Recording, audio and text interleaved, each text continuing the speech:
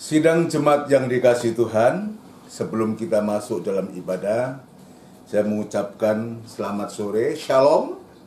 Sejahtera Tuhan kiranya tetap dilimpahkan kepada kita semua. Sebelum kita masuk dalam pujian, mari kita tundukkan kepala sejenak untuk kita menyerahkan ibadah ini kepada Tuhan. Bapa yang bertahta dalam kerajaan surga, di dalam nama Tuhan Yesus Kristus kami bersyukur, berterima kasih Tuhan jika sore hari ini Engkau sudah menghimpunkan kami untuk kami bisa beribadah dalam ibadah doa dan penyembahan ini Tuhan. Dan itu sebabnya kami menyerahkan hidup kami, hati kami terutama kepadamu. Biar Tuhan sucikan hati kami supaya kami layak untuk memuji dan membesarkan nama-Mu.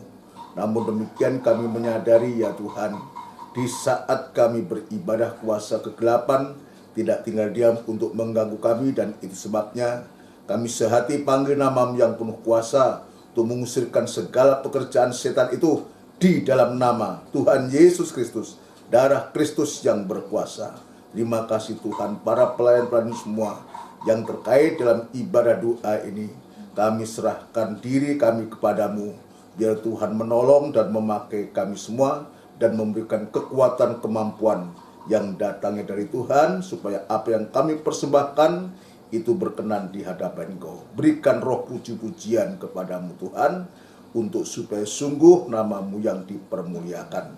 Terima kasih Bapa, terima kasih, terima kasih, terima kasih. Kami sambut ibadah ini di dalam nama Tuhan Yesus Kristus.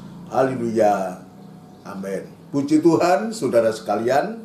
Kita akan mengawali ibadah kita dengan kita melakukan pujian dari buku NR nomor 220, Di Bawah Kepak Sayap-Mu.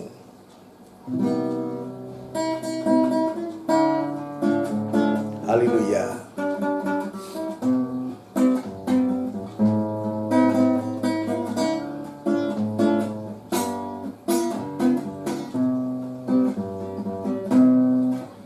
Ingin selalu berada di hadirat-Mu. Aku ingin selalu berlindung dalam nama-Mu. Di bawah kepak sayap-Mu, oh bawaku terbang tinggi, melintasi langit biru, bagaikan Raja Wali.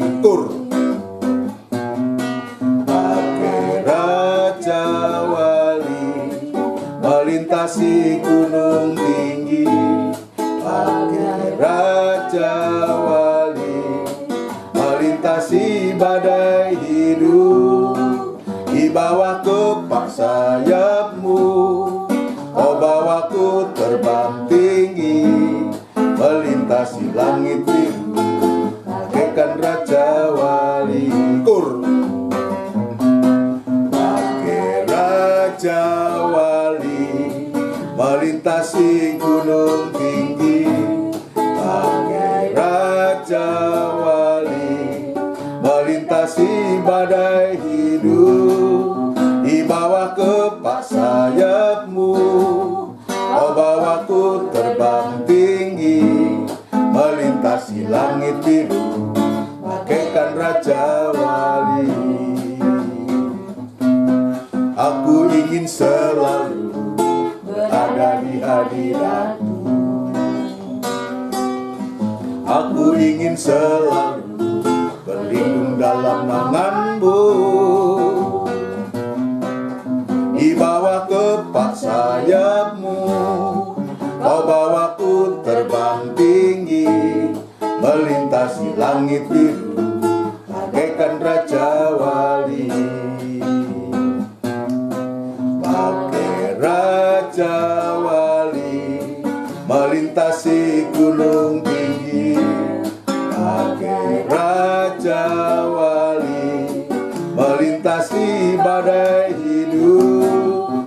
Di bawah kepak sayap-Mu, oh bawaku terbang tinggi, melintasi langit biru, bagaikan Raja Wali.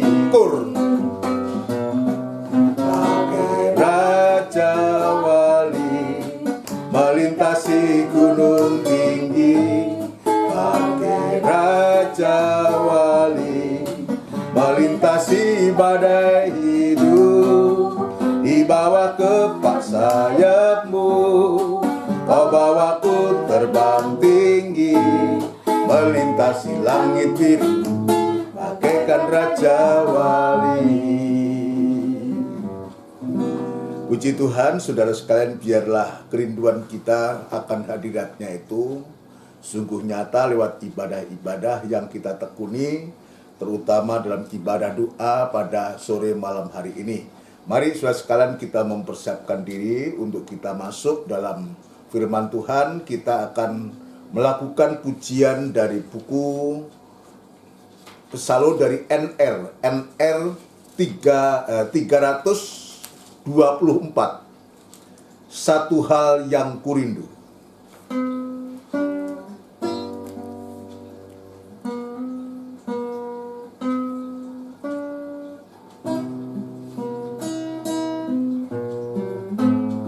Haleluya.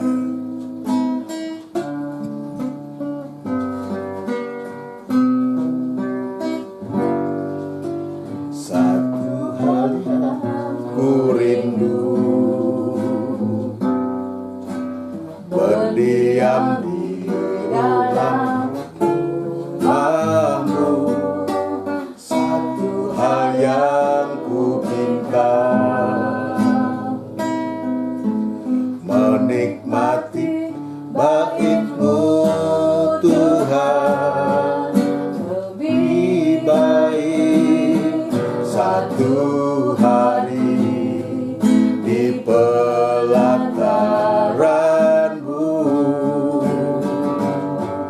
daripada 1000 hari di tempat lain.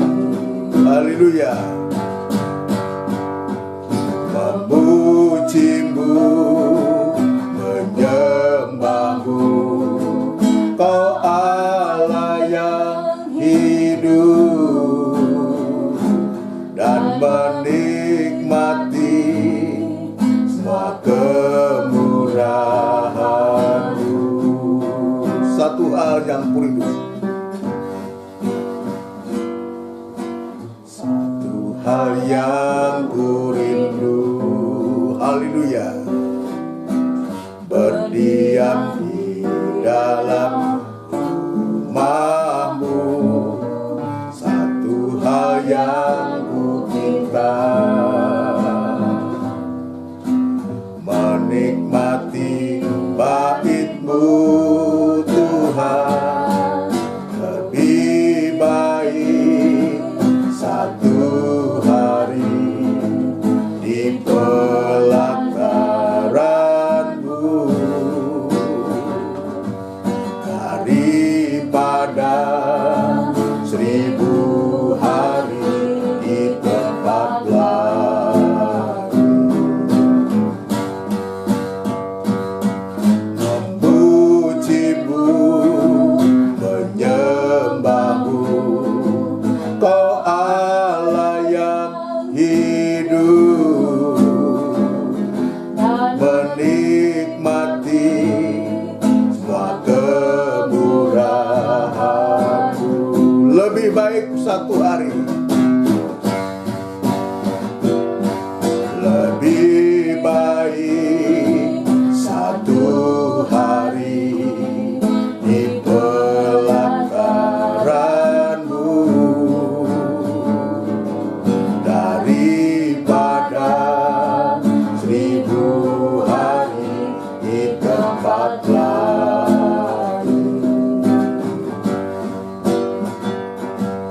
Memuji-Mu, menyembah-Mu, Kau Allah yang hidup, dan menikmati semua kemurahan-Mu. Bersama kita tundukkan kepala, kita akan berdoa kepada Tuhan untuk firman Tuhan. Benar Tuhan, itulah yang kami rindukan. Sebab ternyata masih banyak orang lain yang lebih memilih untuk di luar ibadah, di luar Engkau. Namun demikian Engkau sudah memberikan kemurahan kepada kami, memberikan kesempatan kami untuk kami bisa beribadah, berada di dalam rumah-Mu.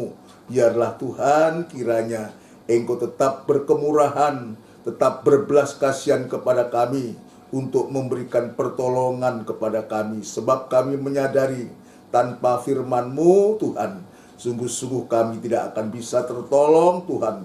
Apalagi di hari-hari atau masa-masa yang sulit semacam itu. Itu sebabnya urapi firman-Mu dan urapi kami sekalian dalam pengurapan daripada Engkau sendiri. Terlebih Tuhan juga membuka hati kami yang seluas-luasnya sehingga firman-Mu boleh mendapatkan tempat yang terutama di dalam hati kami. Kami juga berdoa untuk gereja-gereja lain yang bersamaan beribadah semacam di tempat ini. Ya Tuhan, kiranya Engkau juga memakai para gembala-gembala, para hamba-hamba Tuhan, dimanapun mereka juga bertugas dalam tugas penggembalaan untuk menggembalakan sidang-Mu. Engkau juga menolong, memakai. Pakailah mereka dengan heran dalam pembukaan firman-Mu Tuhan. Dan urapi mereka juga pengurapan yang sama semacam di tempat ini. Terima kasih Bapa, terima kasih. Hamba juga tetap berserah diri kepadamu. Biar kemurahan-Mu dan belas kasihan-Mu tetap Tuhan nyatakan kepada hamba untuk mampu menyampaikan firman-Mu dengan benar dan murni, sehingga firman Allah ini merupakan jawaban dari setiap masalah yang sedang kami hadapi di hari-hari ini.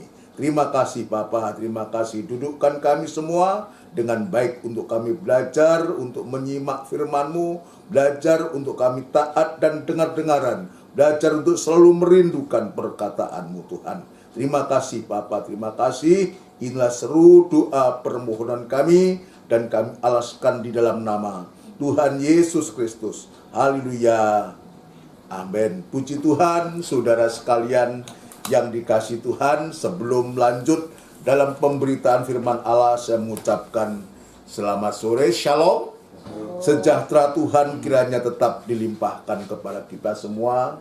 Kita bersyukur, kita berterima kasih jika Tuhan masih memberikan kesempatan untuk kita bisa beribadah kepada Tuhan. Ya, puji Tuhan, dan lewat pujian ini kita diingatkan bahwa begitu bahagianya, berbahagialah orang yang mendengar.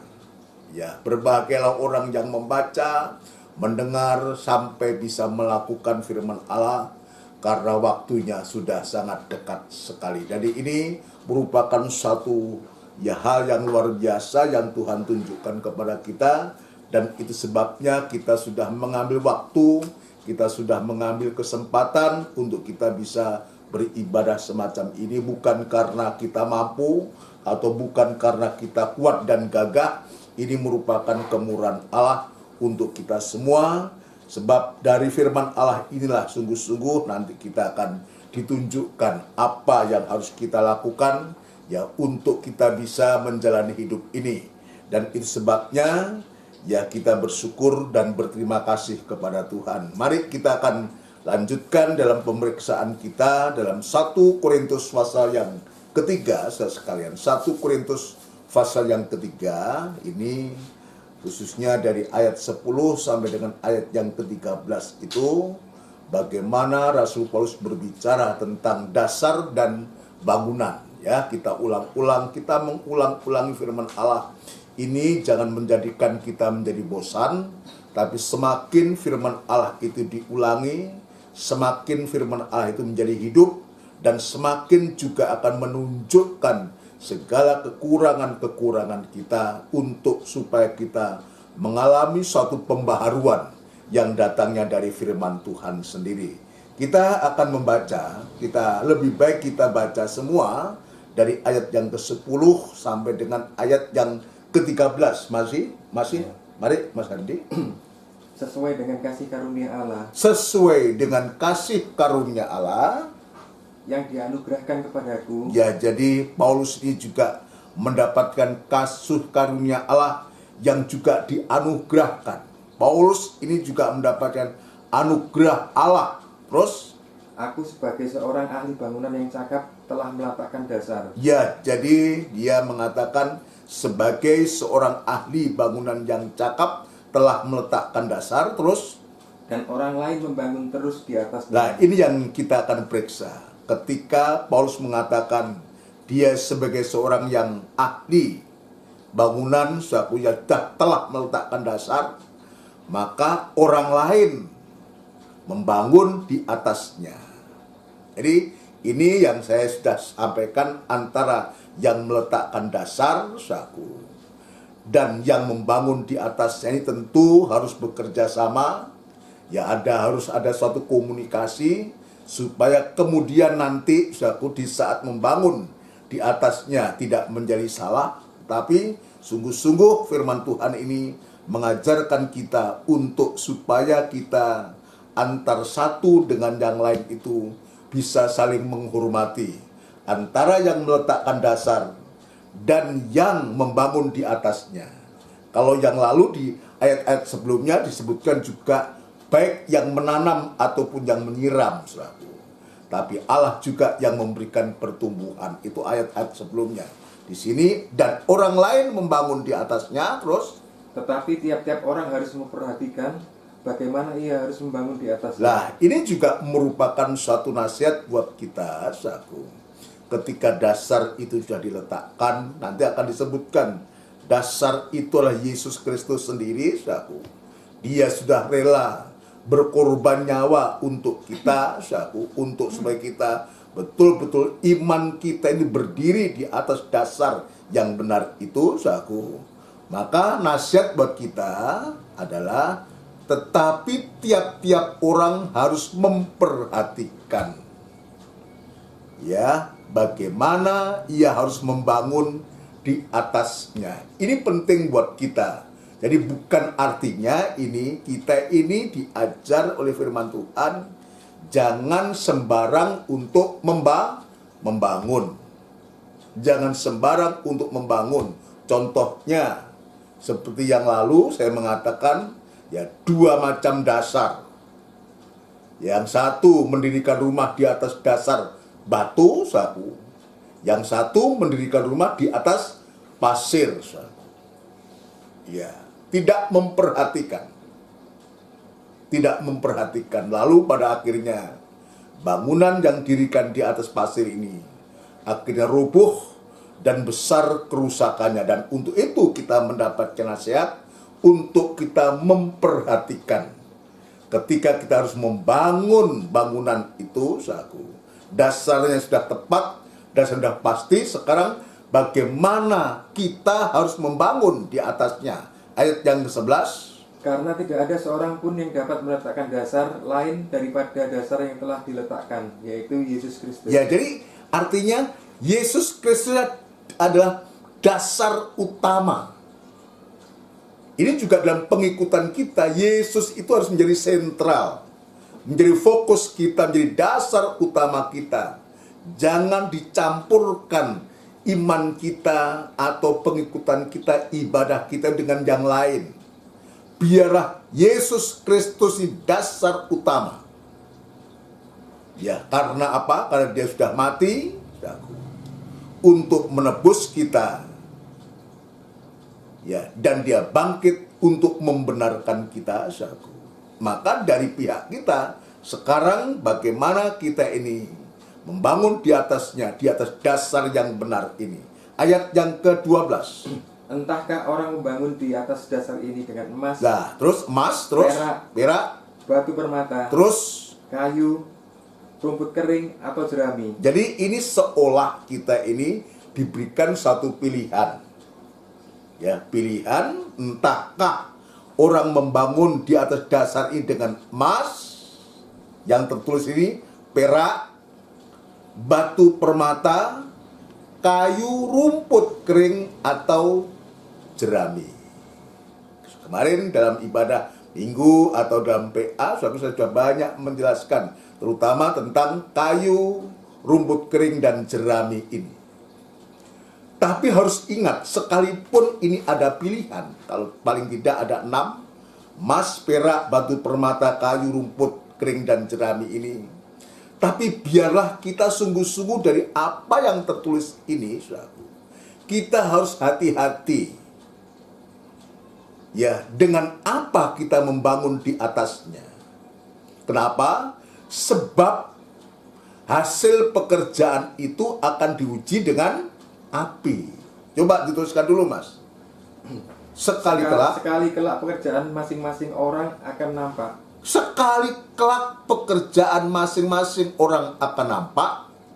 Karena hari Tuhan akan menyatakannya. Ya. Sebab ia akan nampak dengan api dan sebab ia akan nampak dengan api. Dan bagaimana pekerjaan masing-masing orang akan diuji oleh api itu. Ya, jadi kita lihat. Kalau tadi saya mengatakan dua macam dasar itu, yang satu membangun di atas batu, yang satu di atas pasir, maka ujiannya adalah air, hujan, banjir, dan angin melanda. Maka ada yang roboh, ada yang tidak roboh. Sekarang ketika membangun di atasnya, juga ada ujian lagi. Tapi ujiannya bukan hujan lagi, bukan air lagi, tetapi justru ini api, saudara sekalian. Ujiannya adalah api untuk membakar. Nah, kalau kita punya pilihan, emas dan perak, maka semakin kita diuji, semakin dibakar, maka emas dan perak itu akan semakin murni. Semakin kotoran yang ada dalam kandungan emas dan perak itu akan tersingkir, maka akan muncul emas murni atau perak murni maupun batu permata ini. Ya, batu permata, batu yang indah ini. Ya, ini akan semakin indah. Tetapi sebaliknya, kalau yang kita gunakan materialnya itu untuk membangun itu dari kayu, rumput kering, dan jerami, sudah barang tentu ketika diuji dengan api, maka akan menjadi nampak. Nah, kalau api yang menguji kayu, rumput, dan jerami ini sudah bisa dipastikan, maka tiga hal ini akan hangus dan terbakar dan akan menjadi apu, saudara sekalian. Nah, dengan apa yang Tuhan tunjukkan ini, saudara, untuk kita segera untuk kita ambil sikap. Kalau dia nampak dengan api, saudara, sudah pasti akan hangus, akan habis. Maka dari kehidupan kita lewat cerita ini, untuk kita bersikap, jangan kita mempertahankan kayu, rumput, dan jerami ini. Ini ketiga-tiganya ini, saudaraku, ini bicara tentang daging manusia, kemanusiaan kita. Kalau kita tetap mempertahankan kemanusiaan kita, kekuatan kita untuk membangun kehidupan kita, maka betul-betul akan habis, akan hangus, akan binasa. Tapi Tuhan memberikan jalan keluar untuk kita, untuk supaya manusia daging kita ini disalut, dibungkus. Ada perabot yang dari perak, maka kayu itu bisa disalut dengan perak. Yang dari emas, kayu bisa disalut dengan emas. Untuk supaya manusia daging kita itu tidak nampak lagi. Kenapa? Sebab kayu ini juga menunjuk gambar manusia, kehidupan manusia. Kehidupan manusia yang macam apa soal kayu ini? Yaitu kehidupan, ini kayu suatu kehidupan yang mengandalkan manusia lain. Kehidupan yang mengandalkan kekuatannya. Ayat mengatakan terkutuklah orang yang mengandalkan manusia dan mengandalkan kekuatannya. Nah, kalau orang yang semacam ini, sudah pasti bisa dipastikan orang yang mengandalkan kekuatannya ini, ya, mengandalkan manusia kita ini, dia sudah pasti akan jauh dari Tuhan.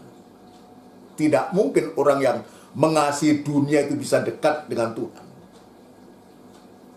Ya, siapa yang mengasihi dunia ini, ya maka kasih Bapa itu tidak ada. Sama dengan ini.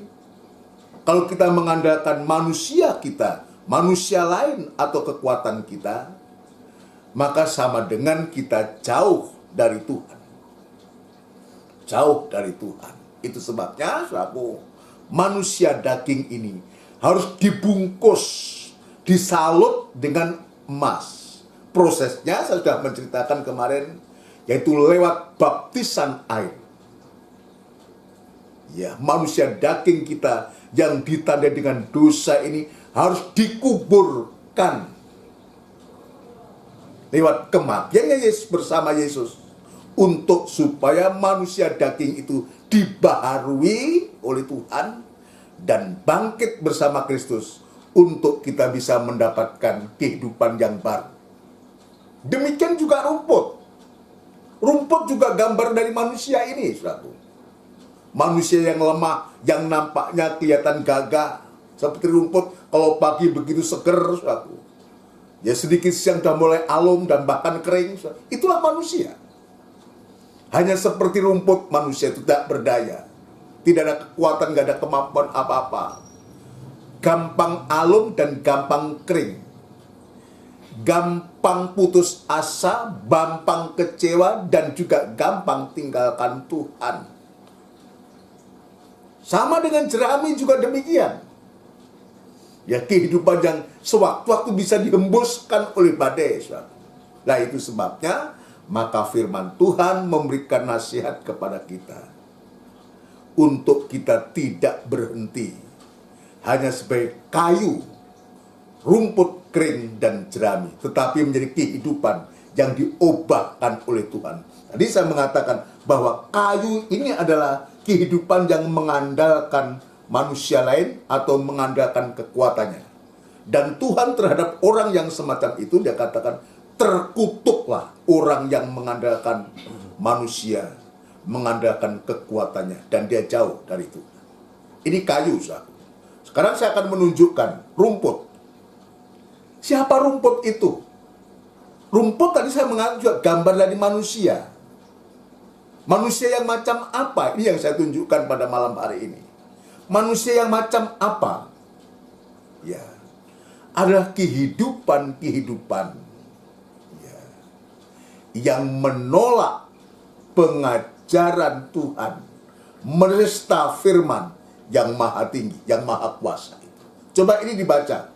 Ya, dibaca Yesaya pasal yang kelima, saudaraku.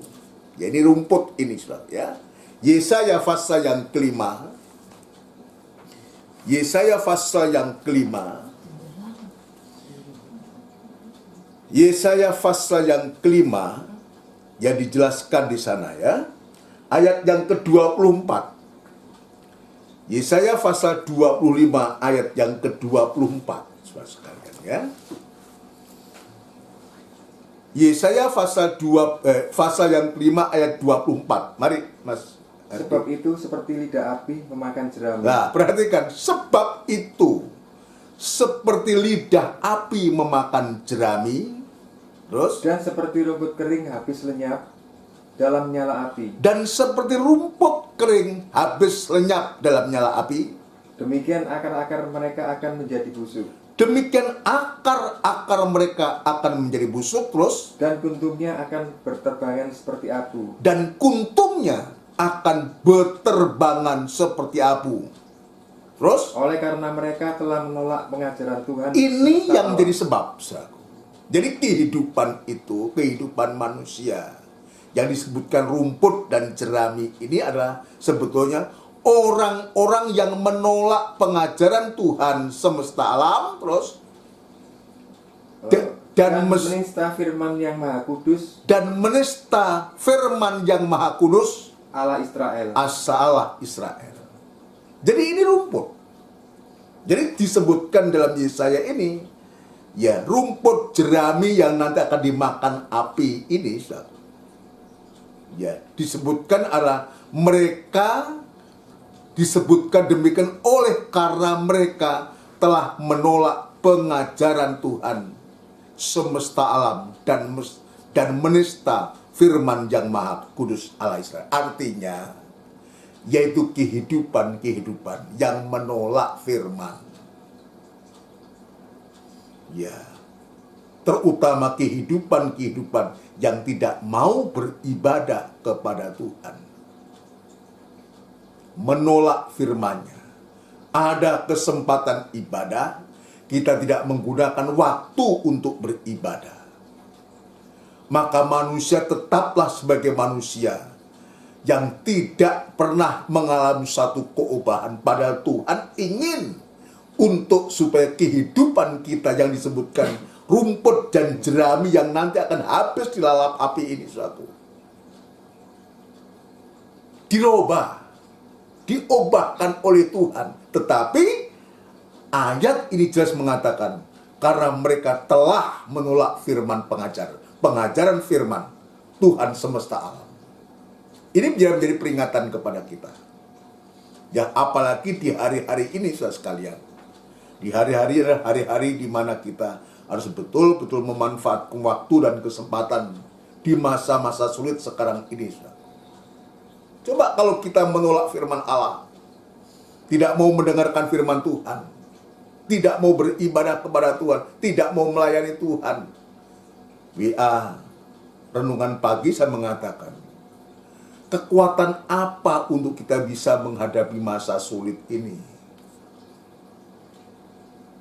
Kita tidak akan ada kekuatan apa-apa kalau kita menolak firman Allah dengan kata kita tidak mau beribadah kepada Tuhan. Di satu sisi kita diperhadapkan masa yang sulit semacam ini. Maka kekuatan apa dari kita untuk bisa mampu menghadapi masa sulit, masa pencobaan yang sedang menimpa seluruh dunia ini? Ya. Apalagi nanti akan datang waktunya. Akan datang waktunya bahwa firman Allah itu tidak bisa lagi kita dengar. Ya, tidak bisa lagi kita bisa mendapatkan firman Tuhan. Sementara di saat firman Allah ini, ibadah-ibadah yang disediakan kepada kita, kalau kita tidak mau memanfaatkan ini, dan kalau kita menolak ini, firman ini, menolak ibadah pelayanan ini, menolak kesempatan yang ada ini, betul-betul nanti digambarkan seperti teruna dan anak-anak darah yang jatuh dan tidak bangun-bangun lagi.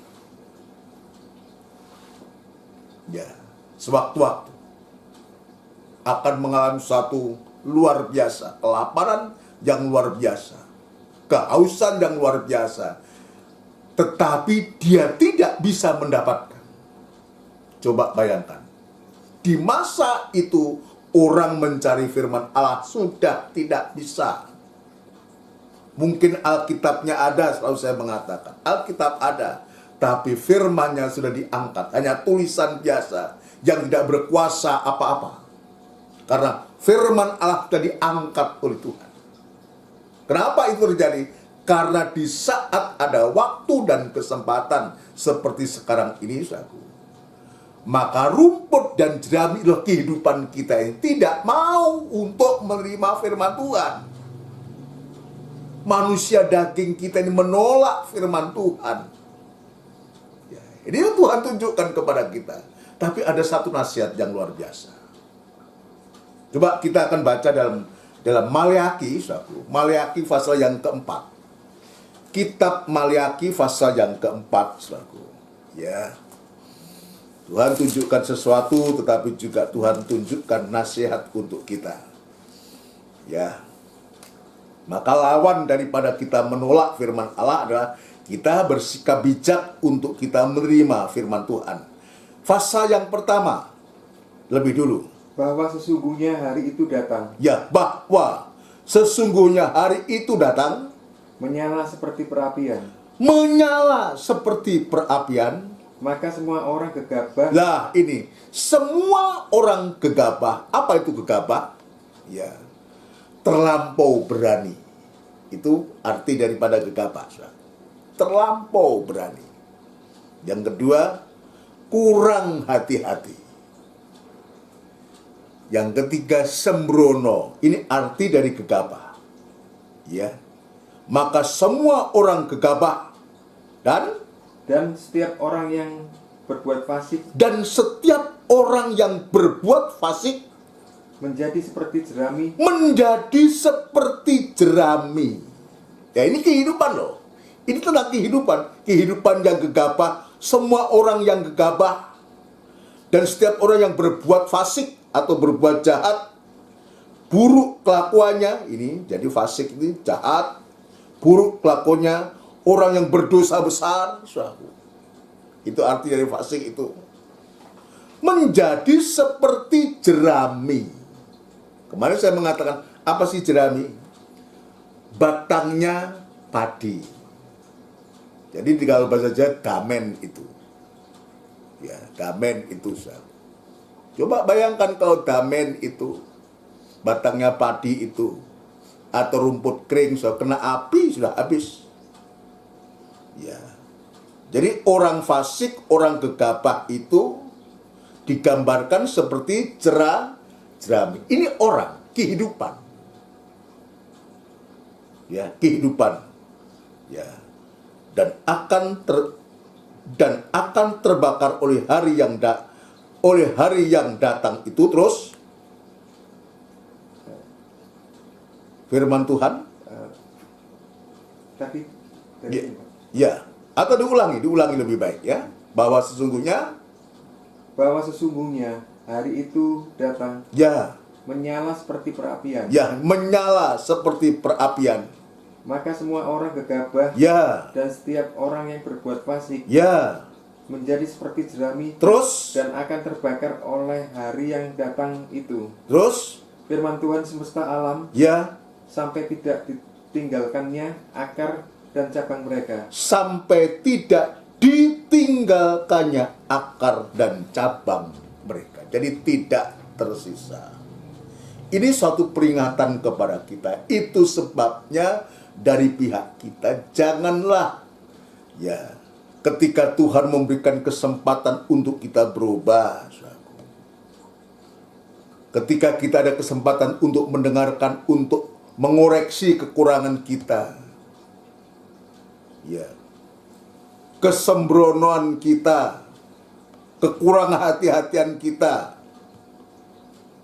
ya, kadang-kadang kita juga terlampau berani, tidak memikirkan akibatnya.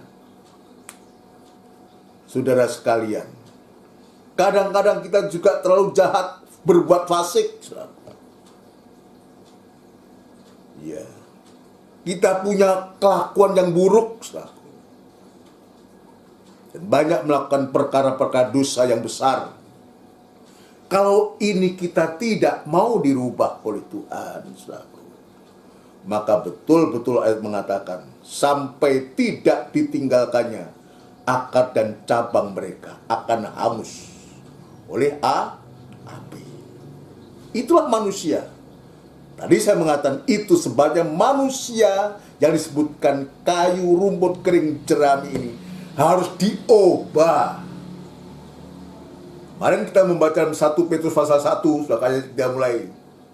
Diubah untuk menjadi kehidupan manusia yang penuh harapan, yang tidak binasa, yang tidak gampang layu, yang tersimpan di surga.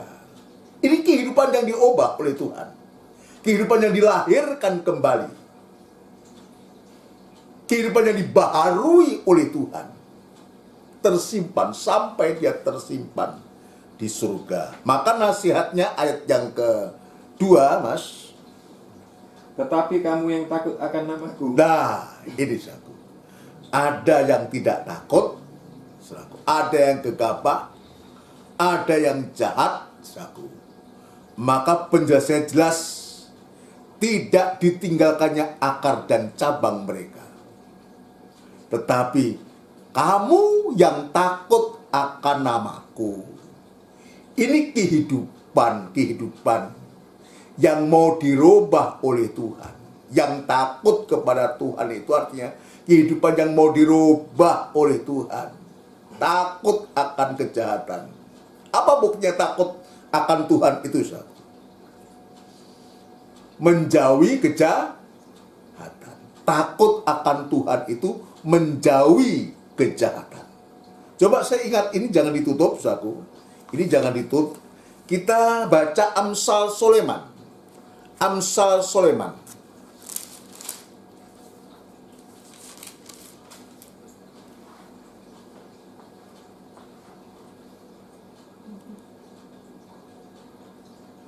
Ayat pasal yang ketiga, ayat yang ketujuh. Amsal Sulaiman pasal yang ketiga, ayat yang ketujuh. Ayat yang ketujuh. Ya. Janganlah engkau menganggap dirimu sendiri bijak. Janganlah engkau menganggap dirimu sendiri bijak. Takutlah akan Tuhan dan jauhilah kejahatan. Takutlah akan Tuhan dan jauhilah kejahatan. Jadi praktek dari kita takut kepada Tuhan tadi ayat yang kedua, kembali kepada Maleakhi 4 tadi ayat yang kedua. Tetapi kamu yang takut akan namaku, takut akan Tuhan. Jadi ini yang mengatakan Tuhan. Tetapi kamu yang takut akan Tuhan, jadi Tuhan itu tahu kehidupan kita. Maka Tuhan juga tahu bahwa kita sudah menjauhi kejahatan. Kita tidak gegabah lagi, tidak fasik lagi, artinya. Tetapi kamu yang takut akan namaku, terus? Bagimu akan terbit surya kebenaran. Ya, bagimu akan terbit surya kebenaran. Dengan kesembuhan pada sayapnya. Dengan kesembuhan pada sayapnya. Terus, kamu? Kamu akan keluar dan berjingkrak-jingkrak Kamu akan keluar dan berjingkrak-jingkrak seperti anak lembu lepas kandang. Lah, ada sukacita, ada kebahagiaan, saudara sekalian, kepada orang yang takut kepada Tuhan. Dia menjauhi kejahatan. Coba bayangkan, kalau kita selalu menjauhi kejahatan, saudara. Apa yang ada dalam hati? Kalau kejahatan itu kita jauhi, artinya kita jangankan melakukan kejahatan, berpikir jahat pun tidak. Orang menjauhi kejahatan, saudara. Dia tidak mau dengan kejahatan itu. Orang yang takut kepada Tuhan itu, ya, menjauhi kejahatan. Maka seperti ayat firman Tuhan ini, bagimu akan terbit surya kebenaran. Ada terang kebenaran. Karena apa? Karena firman Allah ini digambarkan seperti surya kebenaran. Ya, surya itu matahari, kebenaran itu firman Allah. Maka juga disebutkan dengan kesembuhan pada sayapnya. Sayap itu gunanya untuk apa kalau burung, saudara? Untuk terbang. Untuk terbang, saudara. Untuk bisa beraktivitas. Untuk menjalankan aktivitas, saudara. Dan kamu akan keluar dan berjingkrak-jingkrak seperti anak lembu lepas kandang. Betul-betul sukacita, damai, sejahtera itu menjadi bagian kita. Itu sebabnya kita tidak menjadi rugi, saudara, untuk menjadi kehidupan yang mau dirubah, yang bisa merubah firman Allah.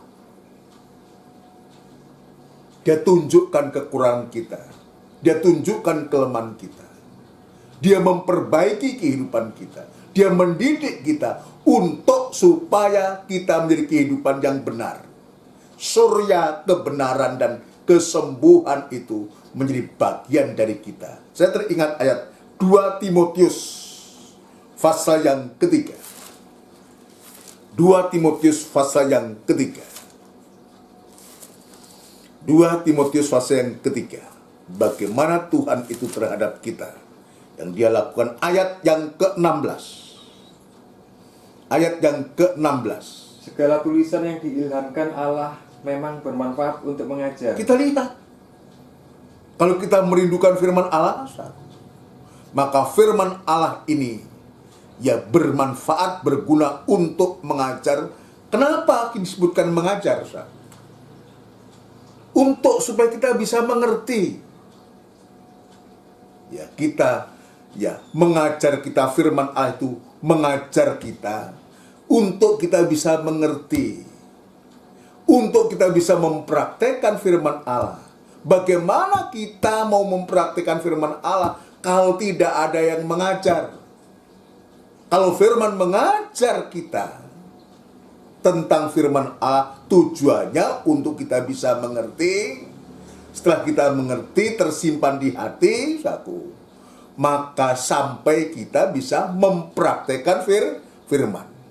Bermanfaat untuk mengajar, terus untuk menyatakan kesalahan, untuk menyatakan kesalahan, terus untuk memperbaiki kelakuan dan untuk mendidik orang dalam kebenaran. Nah, alasan inilah yang membuat kita itu selalu takut kepada Tuhan dan menjauhi kejahatan. Kalau kita memberikan waktu, kesempatan untuk firman Tuhan itu mengajar kita, untuk menyatakan kesalahan kita, untuk memperbaiki kelakuan kita, dan untuk mendidik kita, maka surya kebenaran itu dan pemulihan itu pasti terjadi dalam kehidupan kita.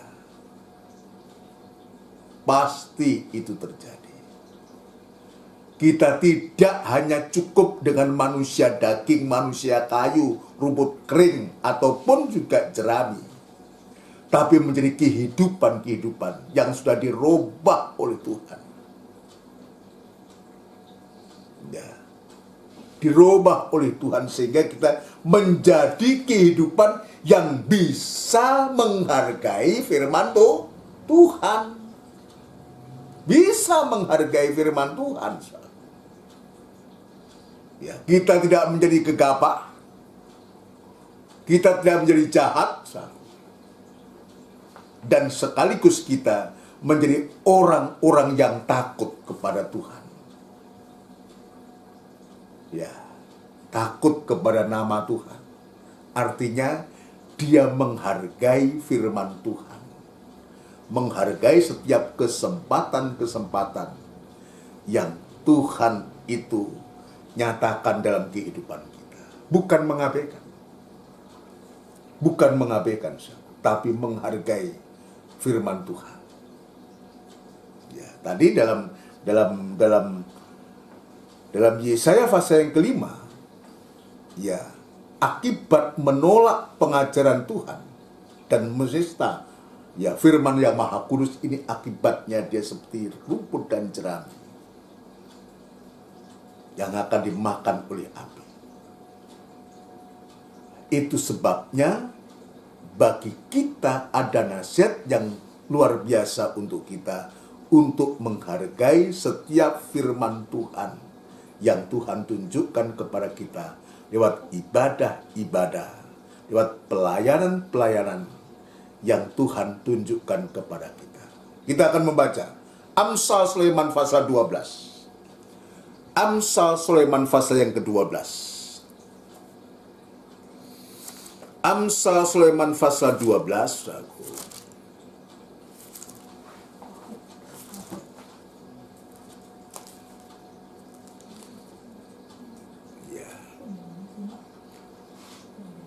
Amsal Sulaiman pasal yang ke-13 maksud saya. Ya. Amsal Sulaiman pasal 13 ayat yang ke-13.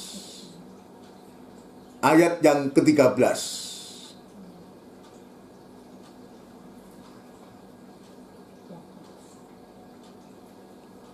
Sudah mendapatkan? Ya. Amsal itu setelah Mazmur. Ya. Ya.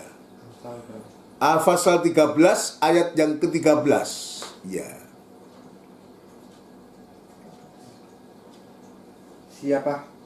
siapa meremehkan firman, Siapa meremehkan firman, artinya dia tidak menghargai firman, terus ia akan menanggung akibatnya. ia akan menanggung akibatnya. Tetapi siapa taat kepada perintah, Tetapi siapa taat kepada perintah, kepada firman, akan menerima balasan. akan menerima balasan. Lah, kita pilih yang mana? Tentu saya sebagai hamba Tuhan, sebagai gembala sidang, untuk mengarahkan kita untuk taat kepada perintah. Ya, kita tidak pernah mengajarkan untuk jemaat untuk meremehkan firman. Tidak untuk mengajarkan untuk kita tidak menghargai firman. Tapi sebaliknya untuk kita belajar menerima setiap firman. Kenapa demikian tadi? Dalam 2 Timotius, dia berguna, bermanfaat untuk mengajar. Untuk menyatakan kesalahan. Coba bayangkan, ulang-ulang saya mengatakan, siapa yang mampu menyatakan kekurangan kita? Ya, dalam nikah, suami dan istri kadang-kadang gegeran. Karena apa? Karena sewaktu-waktu mungkin di antara suami dan istri ada sesuatu yang salah, lalu salah satunya mengingatkan. Kurang bisa terima, tidak bisa berterima, dan akhirnya ribut suatu.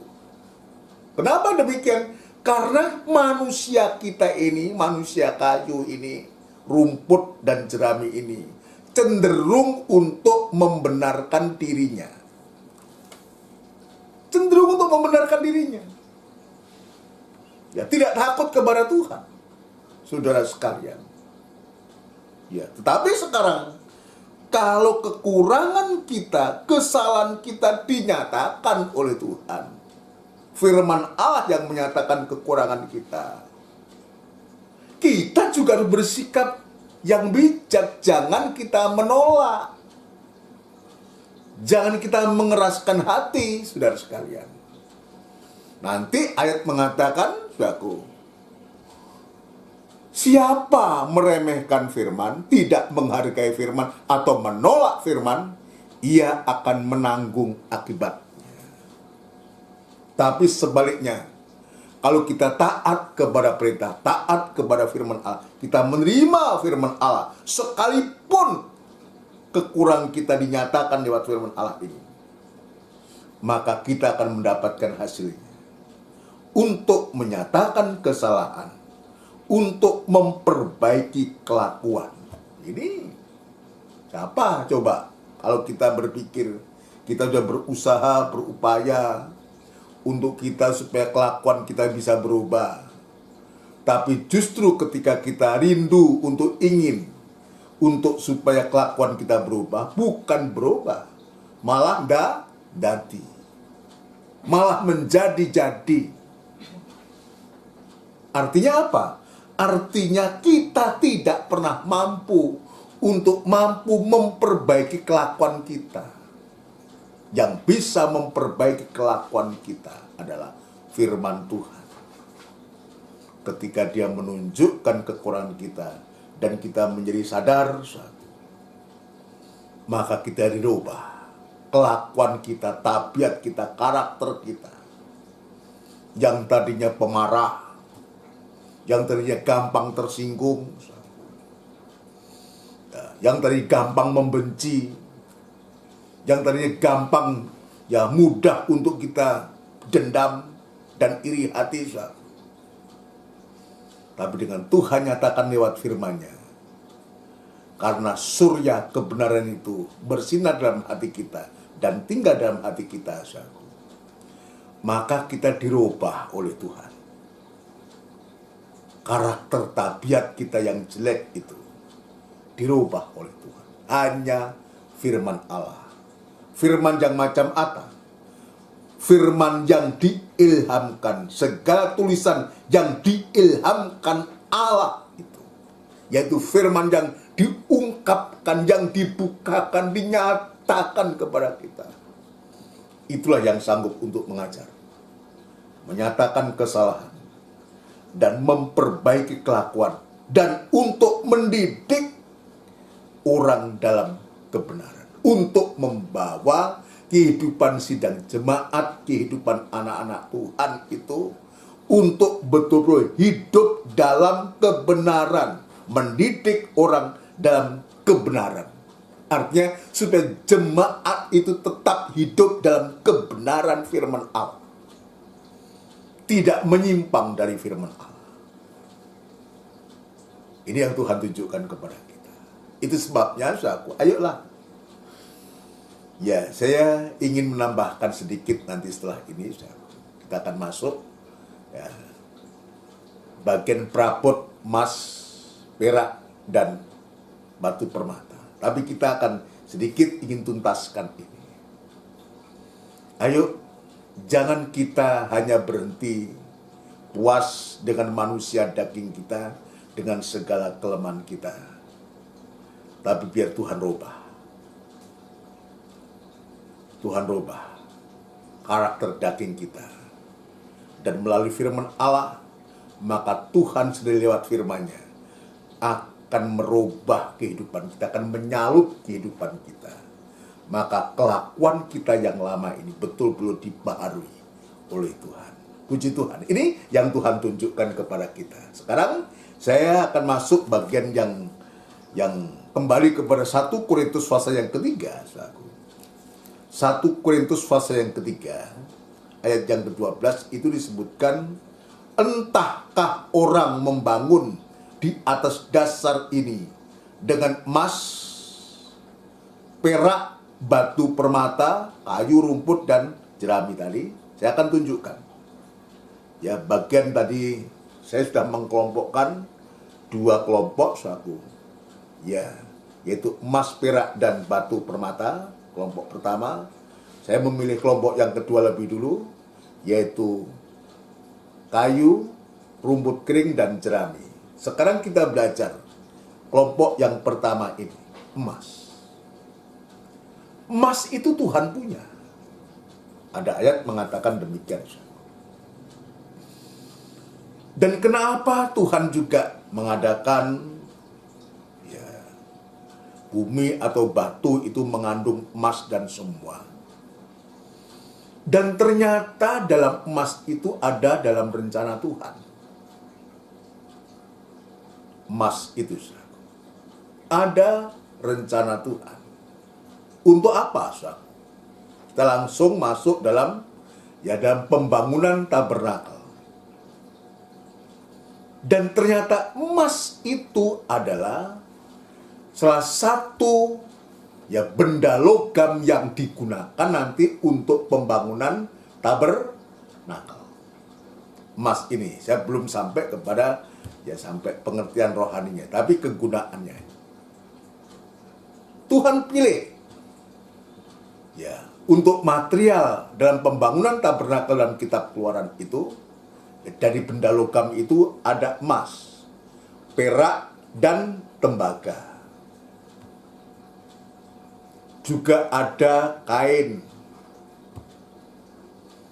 Ada macam-macam yang ada. Ada kain ungu, kain biru muda, kain linen halus dan semua. Ada batu-batu yang ditentukan oleh Tuhan.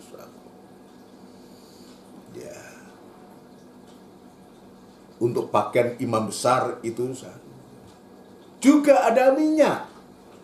Ada di sana. Atau lebih baik dibaca, Mas. Ini untuk permulaan dalam kitab Keluaran.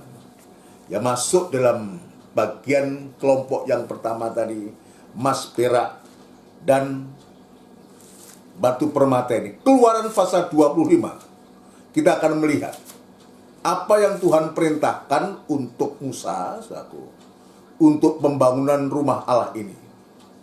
Tidak usah semua, kita akan nanti pada hari-hari berikutnya kita akan pasal 25 ayat yang pertama dan sampai yang ketiga. Berfirmanlah Tuhan kepada Musa. Berfirmanlah Tuhan kepada Musa. Katakanlah kepada orang Israel. Katakanlah kepada orang Israel. Supaya mereka memungut bagiku persembahan khusus. Supaya mereka memungut bagiku persembahan khusus. Dari setiap orang yang terdorong hatinya. Dari setiap orang yang terdorong hatinya. haruslah kamu pungut persembahan khusus kepadaku itu. Jadi persembahan khusus ini berbeda dengan persepuluhan, saudaraku. Ini nanti kita nggak membahas itu, saudaraku. Kita membahas tentang persembahan khusus dalam bentuk barang ini. Ya, haruslah kamu pungut persembahan khusus kepadaku itu. Inilah persembahan khusus yang harus kamu pungut dari mereka. Inilah persembahan khusus yang harus kamu pungut dari mereka. Emas, perak, tembaga, Terus ayat 4. kain ungu tua, Ya, kain ungu muda, ya, kain kirmisi, ya. lanan halus, Terus, bulu kambing, ya. kulit domba jantan, Dan yang diwarnai merah. yang diwarnai merah, kulit lumba-lumba, dan kayu penaga. Ya, terus. Minyak untuk lampu, Ya, rempah-rempah untuk minyak urapan, dan untuk ukupan dari wangi-wangian. terus. Permata kisopras dan permata tatahan untuk baju efod dan untuk tutup dada. Jadi semua material yang disebutkan Tuhan ini untuk supaya dipungut dari Israel ini, nanti semua ini akan digunakan untuk pembangunan tabernakel. Kenapa demikian, saudaraku? Sebab Tuhan itu rindu dan menginginkan untuk dia tinggal di dalam baitnya. Ya, ayat yang ke-8, Mas. Dan mereka harus membuat tempat khusus bagiku. Membuat tempat kudus bagiku, Dan mereka harus membuat tempat kudus bagiku. ya, supaya Aku akan diam di tengah-tengah mereka. aku akan diam di tengah-tengah mereka. Terus, Menurut segala apa yang kutunjukkan kepadamu, sebagai contoh kemah suci dan sebagai contoh segala perabotannya. Demikianlah harus kamu membuatnya. ya, jadi kita mengetahui emas ini memang dibutuhkan dalam perjanjian lama untuk pembangunan tabernakel. Ini Tuhan yang memerintahkan. Tapi ternyata emas yang harus digunakan untuk membangun tabernakel ini ternyata disalahgunakan emas ini. Kapan? Kapan? Ketika Musa naik di atas gunung untuk bertemu Tuhan, dan setelah Tuhan perintahkan dia naik di atas gunung dan berpuasa 40 hari 40 malam suatu saat itu di atas gunung itu, dan orang Israel mulai gelisah. Dia berpikir, kok Tuan Musa, Pak Musa ini dia tidak datang-datang, tidak kembali-kembali, jangan-jangan ada apa-apa. Memang tidak disebutkan, ya, hanya disebutkan jangan-jangan ada apa-apa atas Musa ini. Lalu bangsa Israel ini mendesak kepada Harun untuk supaya dibuatkan Allah. Coba bayangkan itu. Ini jahatnya bangsa Israel itu. Mendesak kepada Harun untuk membuatkan Allah bagi mereka. Dan ternyata justru Harunlah yang menjadi biangnya. Ya. Untuk apa? Untuk mengumpulkan anteng-anteng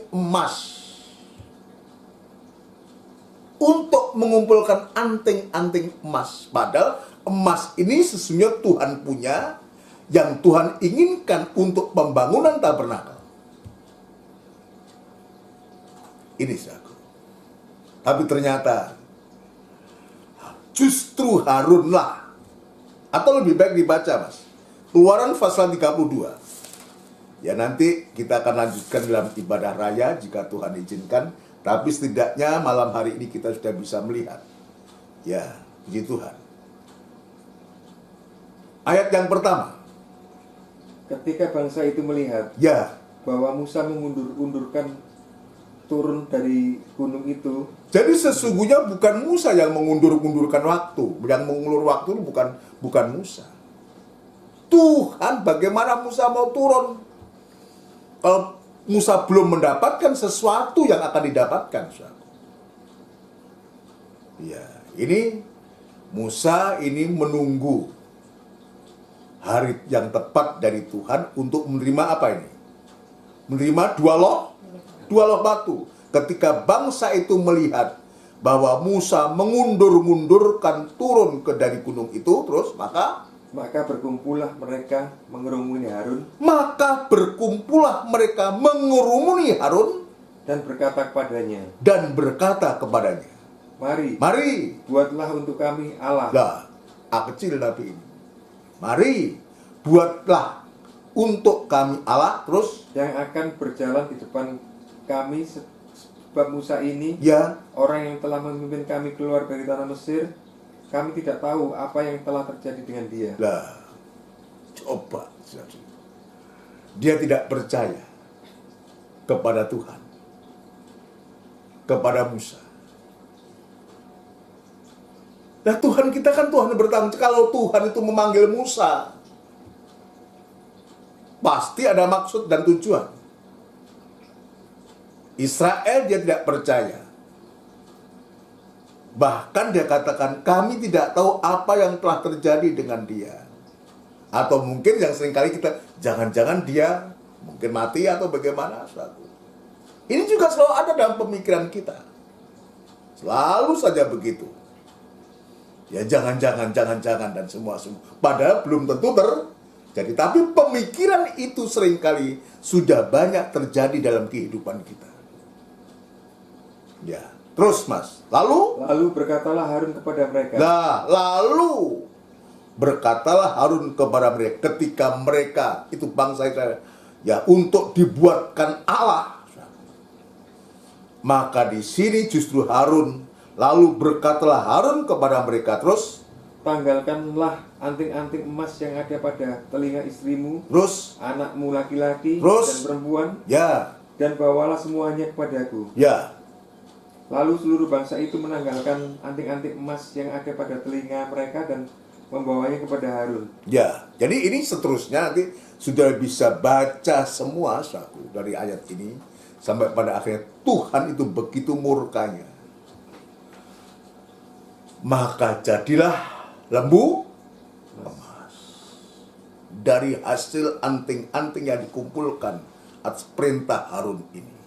Yang sesungguhnya Tuhan punya rencana yang besar untuk supaya emas-emas nanti itu akan digunakan untuk membangun tabernakel saku. Tapi justru sebaliknya, ketika Israel menuntut untuk supaya dibuatkan Allah, maka Harun memerintahkan untuk supaya orang-orang tanggalkanlah anting-anting emas yang ada pada telinga istrimu, anakmu laki-laki dan perempuan, dan bawalah semua kepadaku. Dia lupa bahwa Allah itu Allah yang cemburu. Dia mendesak untuk dibuatkan Allah. Padahal dalam hukum itu tidak boleh menyembah Allah yang menyerupai apapun juga. Tetapi bangsa Israel sudah menyembah. Dia menciptakan Allah yang lain. Dan bentuk lembu emas ini untuk disembah. Ini yang Tuhan ingatkan kepada kita di hari-hari ini. Di satu sisi kehidupan kita ini harus mengalami satu keobahan. Tapi di sisi yang lain Tuhan juga ingin kehidupan kita ini menjadi kehidupan yang digambarkan emas, membangun di atas dasar ini dengan emas. Supaya kehidupan kita ini bisa dipergunakan sebagai emas. Untuk apa? Untuk kebutuhan, untuk keperluan pembangunan rumah Allah.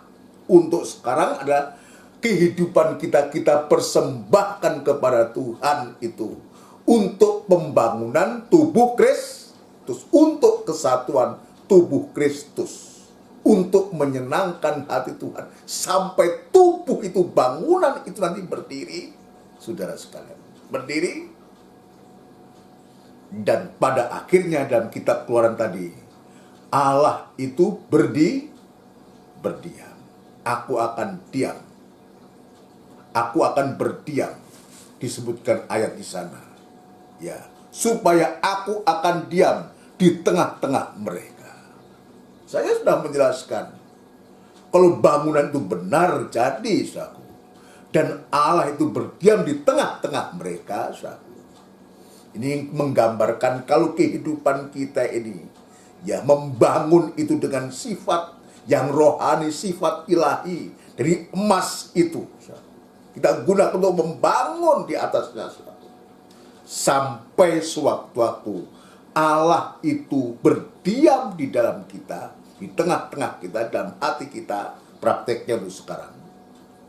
Maka yang bisa kita rasakan kalau Allah itu sampai berdiam di dalam hati kita, di tengah-tengah mereka, di dalam hati kita sekarang ini. Maka yang kita alami, sekalipun kita diperhadapkan dengan pandemi sekarang ini, dengan kesulitan-kesulitan yang sedang terjadi ini, maka kita akan tetap bisa bersyukur kepada Tuhan. Itu tidak mudah.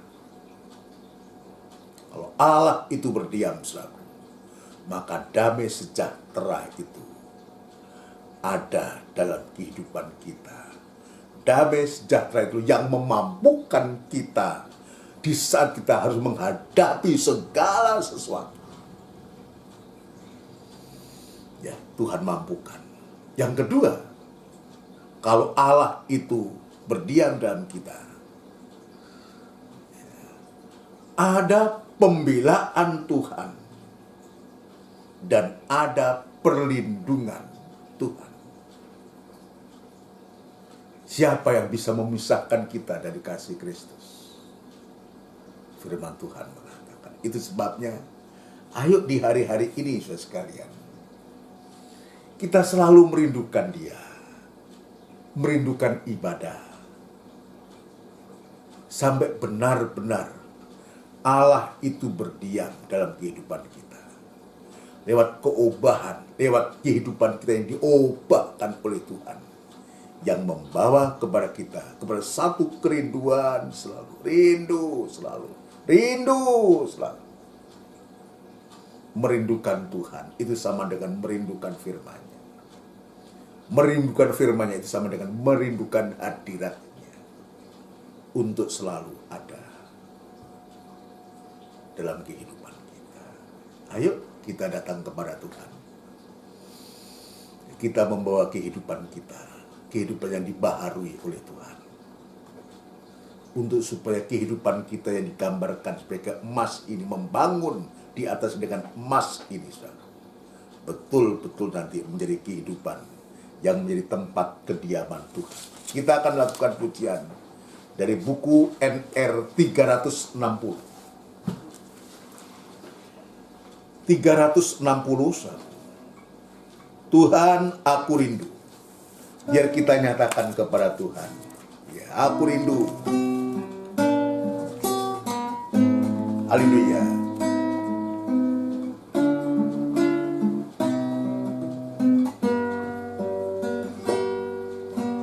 Tuhan aku rindu. Haleluya. Tuhan aku siap, penuhi aku dengan Roh-Mu, ku rindu lawatan-Mu. Tuhan aku rindu,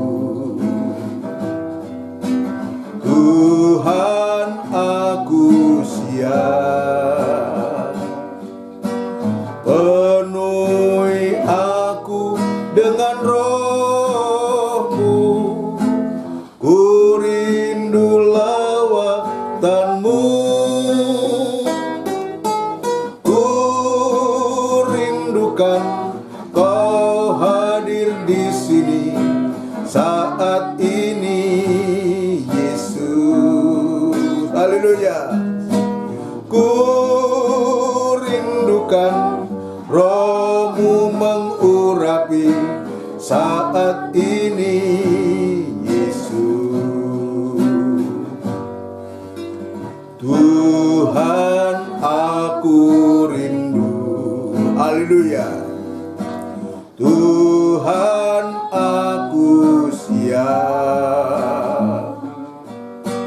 Penuhi aku dengan Roh-Mu, ku rindu lawatan-Mu, ku rindukan Kau hadir di sini saat ini, Yesus. Ku rindukan Roh-Mu mengurapi saat ini, Yesus. Haleluya. Ku rindukan Kau hadir di sini saat ini, Yesus.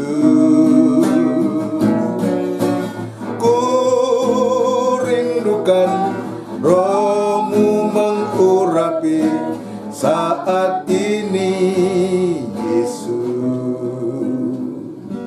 Kita bersama tundukkan kepala.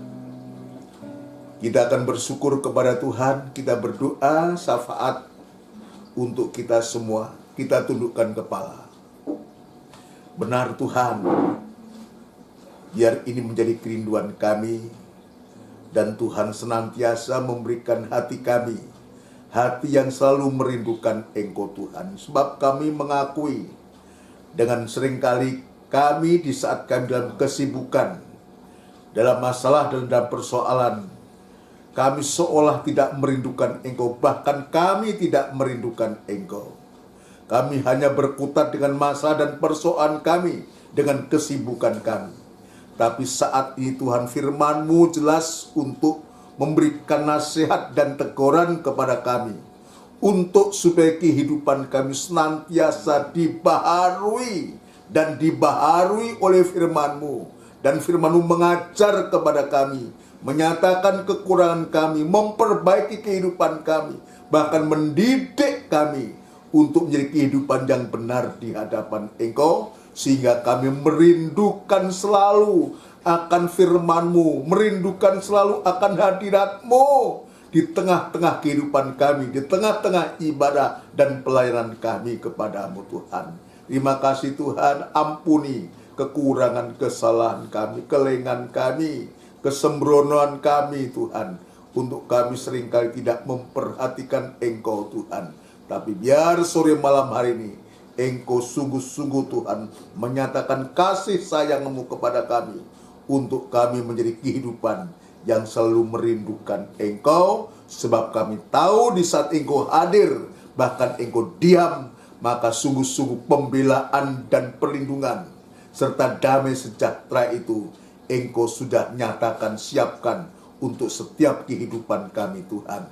Itu sebabnya bila Tuhan, kami boleh membangun di atas dasar yang benar ini, dengan kehidupan-kehidupan yang sudah diperbaharui, yang sudah disalut dengan emas, sehingga sungguh-sungguh nyata kemuliaan dan hadirat-Mu akan menjadi nyata dalam setiap kehidupan kami. Terima kasih Tuhan. Terima kasih untuk firman-Mu, dan kiranya Tuhan memberkati kami dan menjadi berkat bagi saudara yang lain, dan nama Tuhan dipermuliakan. Terima kasih Bapa, terima kasih. Kami alaskan doa dan sembahyang kami di dalam nama Tuhan Yesus Kristus. Haleluya. Amin. Puji Tuhan. Saudara sekalian yang dikasihi Tuhan, demikian rangkaian ibadah kita pada sore malam hari ini, yang sudah memberkati kita, biar kita juga menjadi berkat bagi orang lain. Jadwal untuk ibadah kita dalam sepekan ini, kita kembali nanti hari Minggu, jam 5:30 sore tepat lewat siaran tunda, dan ibadah raya, ibadah Minggu Raya, jam 5:30 sore tepat, yang akan dilanjutkan nanti ibadah pada hari Rebo, itu merupakan ibadah PA yang disertai dengan perjamuan suci, dan dilanjutkan pada hari Rebo seperti sekarang ini, yaitu ibadah doa dan penyembahan mestinya. Kita berdoa untuk Natal kita, nggak tahu nanti modelnya kayak apa, biar Tuhan juga yang akan menunjukkan kepada kita semua. Ya, kita juga berdoa untuk ibadah-ibadah rutin kita, Biar kita nyatakan kerinduan kita kepada Tuhan. Dan tetap pesan saya, tetap jaga kesehatan, saudaraku. Ikuti protokol kesehatan di hari-hari ini untuk menjaga diri kita, juga untuk kita menjaga orang lain. Dan nama Tuhan dipermuliakan. Mari kita akan berdoa untuk kita semua untuk mengakhiri ibadah doa ini. Kita tundukkan kepala. Tidak putus-putusnya kami mengucapkan syukur dan terima kasih kepadamu Tuhan. Engkau sudah melawat kami lewat ibadah doa penyembahan ini dengan firman-Mu Tuhan. Biarlah sungguh firman-Mu ini nyata dalam kehidupan kami. Dan sekarang Tuhan, hamba-Mu berdoa untuk seluruh sidang jemaat-Mu dimanapun berada, di rumah-rumah, baik yang di GKGM, di Menanggal maupun di Trirejo, di Pondok Chandra, maupun di Gunung Sari dan tempat-tempat yang lain. Tuhan, Engkau juga memberkati semua kesulitan, masalah, persoalan yang mereka hadapi. Engkau ada dan Engkau juga pasti memberikan jalan keluarnya. Yang sakit Tuhan jamah, yang lemah Tuhan kuatkan, yang mencari pekerjaan buat Tuhan buka jalan, yang merintis pekerjaan Tuhan juga membuka jalan juga. Terima kasih Tuhan, terima kasih segala pekerjaan setan yang coba mengganggu sidang jemaat ini semua. Kami sehati panggil nama-Mu yang penuh kuasa untuk mengusirkan segala pekerjaan setan itu di dalam nama Tuhan Yesus Kristus, darah Kristus yang berkuasa. Terima kasih Tuhan. Kami yakin dan percaya Engkau sudah menolong dan memberkati. Sebentar kami juga berdoa untuk bangsa dan negara kami. Ya Tuhan, Engkau menolong bangsa kami, terutama pemimpin-pemimpin kami, mulai dari Bapak Presiden, Wakil Presiden, jajaran Menteri Kerja, yang ada juga pejabat negara, mulai dari pusat sampai pun di daerah-daerah, memberikan hikmat akal budi dari Engkau untuk mampu, dan Tuhan yang memampukan untuk memimpin bangsa ini, menuntun bangsa ini untuk menjadi bangsa yang lebih baik lagi, terutama bangsa kami boleh percaya dan menerima Engkau sebagai Tuhan dan Juru Selamatnya. Terima kasih Tuhan, sehingga anak-anak ketebusan-Mu juga boleh mengalami suatu kebebasan untuk beribadah kepadamu. Sebentar kami akan berpisah satu dengan yang lain. Tuhan, ada yang berkegiatan lagi, beraktivitas, ada yang beristirahat malam. Kami serahkan ke tangan-Mu. Biar Tuhan tetap jaga, lindungi, pelihara kami semua Tuhan. Terima kasih Tuhan, terima kasih. Saudaraku yang kasih, biarlah rahmat anugerah cinta yang besar yang datangnya dari Allah Bapa, Sang Putra dan Roh Kudus yang sepenuhnya di dalam nama Tuhan Yesus Kristus. Haleluya. Amin. Selamat malam, Tuhan memberkati kita semua. Puji Tuhan.